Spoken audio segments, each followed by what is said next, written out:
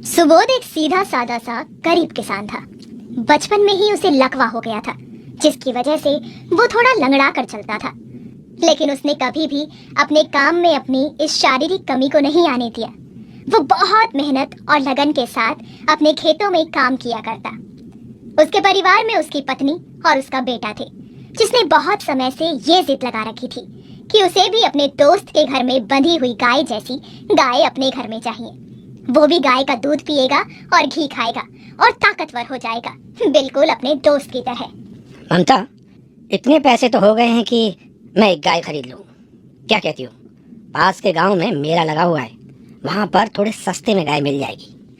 अच्छा हो घर में गाय आ जाए, जितना दूध हम इस्तेमाल करेंगे वो हम कर लेंगे और उसके बाद बाकी के दूध को मैं बेच। दूध बढ़िया देती है और सीधी सादी सी गाय है और कीमत भी ज्यादा नहीं, सिर्फ 50,000 है।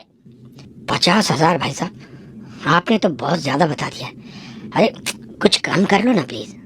भाई मेरी गाय की कीमत मैंने बिल्कुल सही बताई है। कम करने में अगर आऊं तो 1,000-2,000 से ज्यादा कम नहीं कर पाऊंगा।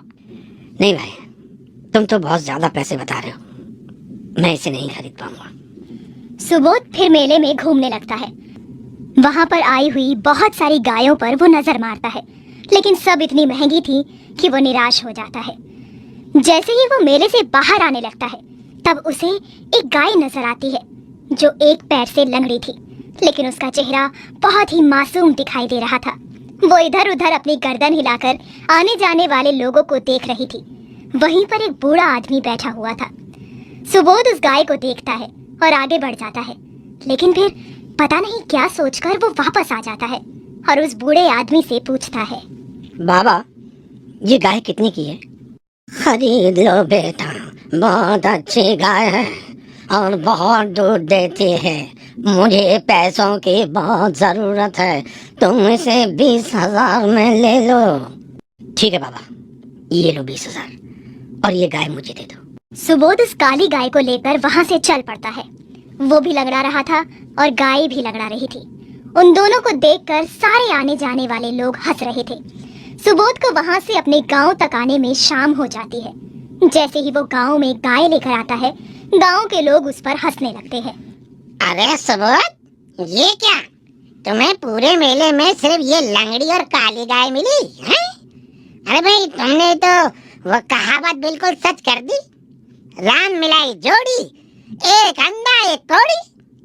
तुम खुद जैसे हो। सुबोध आता है तो वो पैसे सुबोध को देखकर बोलती है, अरे ये देखो, आज मैंने दूध बेचा और उसके बदले मुझे इतने पैसे मिले।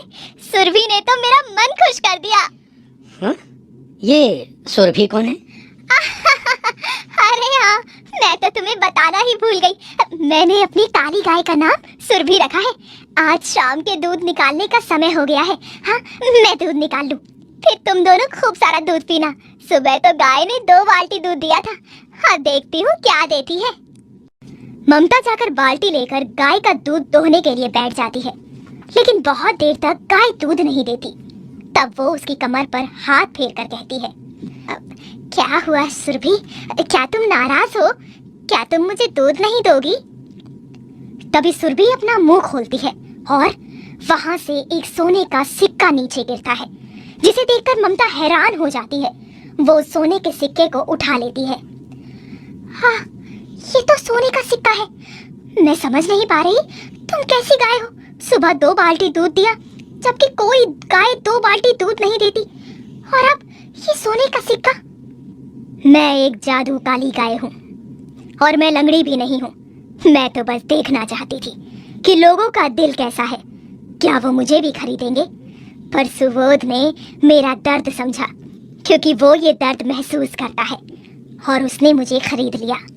सुबह मैंने 2 बाल्टी दूध इसलिए दिया क्योंकि मैं सुबह 2 बाल्टी दूध देती हूँ, लेकिन शाम को मैं तुम्हें रोजाना एक सोने का सिक्का दूंगी।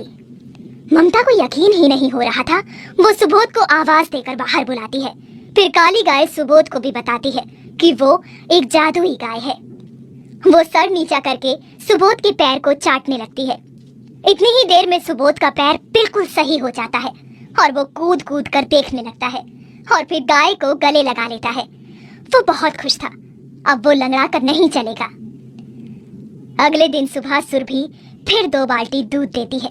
ममता और सुबोध वो सोने का सिक्का बेचकर घर की जरूरत का सामान खरीद लेते हैं। अब रोज सुबह सुरभि 2 बाल्टी दूध देती और शाम के समय वो एक सोने का सिक्का देती। सुबोध और ममता के हालात अब बिल्कुल विपरीत हो चुके थे।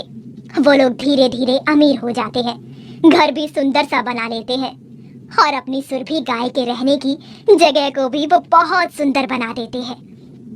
उनका बेटा मोहित बहुत खुश था। अब उसे दोनों टाइम दूध पीने के लिए मिलता था।